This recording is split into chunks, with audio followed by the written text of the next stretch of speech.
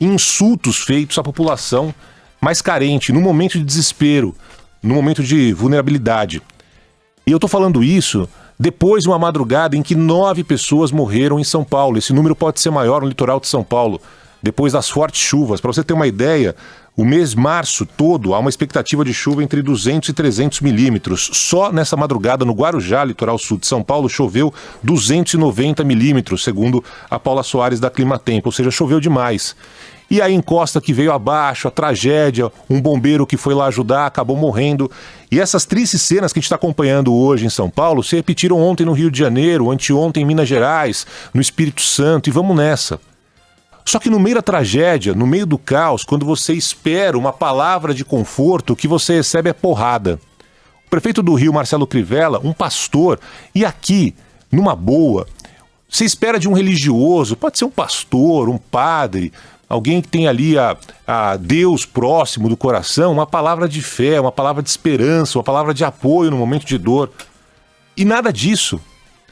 O que aconteceu dessa vez? Ele teve a delicadeza de um elefante entrando numa loja de cristais e, em meio à tragédia provocada após um novo temporal no Rio de Janeiro, sem a menor cerimônia, enquanto os corpos ainda eram contabilizados, as pessoas tentavam remover a lama das casas, tentando retirar os carros levados rio abaixo.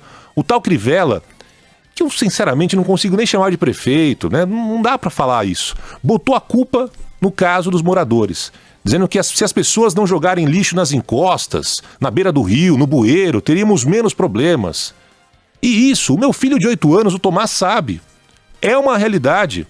É uma realidade. As pessoas, infelizmente, jogam lixo para tudo quanto é lado mesmo. É uma realidade que deve ser enfrentada desde cedo. Não joga esse papel de bala no chão. O que é isso? Pega esse negócio que você jogou aí. É educação em casa, educação na escola. Só que num momento como o de ontem, em que 4 pessoas morreram, mais de 60 ficaram desalojadas, o que aconteceu com o tal Crivella? Tomou um monte de barro, atirado por algum popular que estava ali irritado, com desdém da autoridade, que no lugar de tentar prestar ajuda, prefere apontar o dedo, culpando as pessoas pelas perdas dos seus familiares, dos seus imóveis, das suas vidas. Esse descaso absurdo demonstrado pelo tal Crivella se repete gestão após gestão. Só muda o partido, muda o discurso, mas a prática é a mesma. Um dia antes da tragédia, ainda no meio do temporal, o Crivella já tinha se manifestado dizendo o seguinte, ó. Todas as encostas nossas são perigosas, mas aonde descem as águas predominantemente, chamado Talvegs, e as pessoas gostam de morar ali perto porque gastam menos tubo para colocar cocô e xixi e ficar livre daquilo, essas áreas são muito perigosas. Assim, as pessoas gostam de morar. Você acha que alguém gosta de morar na encosta?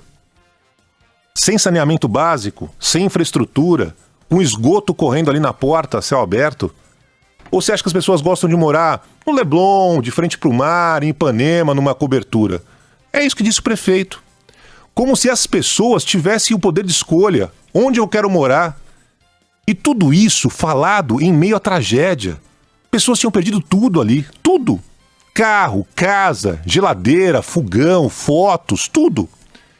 O vendedor Daniel Cesário, morador de Duque de Caxias, diz que todo ano a situação se repete. Perdi cama, guarda-roupa, cama das crianças, entendeu? Aqui em casa e vizinhança toda, né? Toda chuva de verão é a mesma coisa.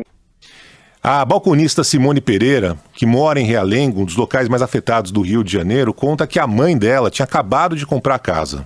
Eu não vi nada, eu estava dormindo, só vi quando o estouro da casa, a casa tremeceu e os vizinhos começaram a gritar para mim sair correndo da casa. Ainda estou preocupada, né? Minha mãe comprou a casa há pouco tempo. Olha, somente esse ano no Rio de Janeiro já foram 6 mortos. Minas Gerais, 61 mortos. 13 somente em Belo Horizonte. São Paulo, de 1º de dezembro até hoje, 33 mortos, sendo que 9 nessa madrugada. Espírito Santo, 11 mortos, tudo por causa da chuva. Uma das últimas vítimas foi o Wellington Ferreira Batista, de 40 anos. O que o Wellington fez? O Wellington salvou 2 crianças que estavam sendo levadas pela correnteza. Ele tentou salvar uma terceira mulher e aí ele acabou escorregando e caindo.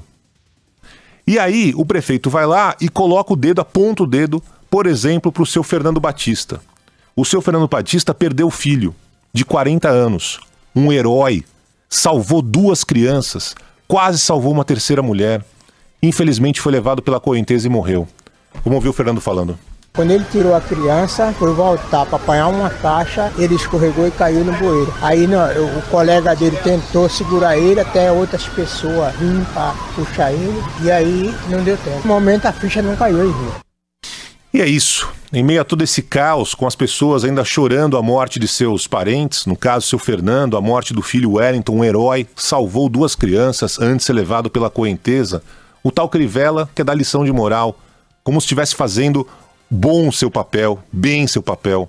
Enquanto a população não tem escolha sobre onde morar, quem tem escolha é o tal agente público. Ele pode escolher, ele pode fiscalizar, ele pode não permitir a construção de moradias irregulares, ele pode evitar a chegada de pessoas ali em áreas de risco, pode escolher não pilhar o orçamento da cidade, do estado, pode escolher cumprir o papel para o qual foi eleito, pode escolher calar a boca e não falar bobagens quando a população massacrada está sofrendo ainda mais, perdendo tudo que tinha.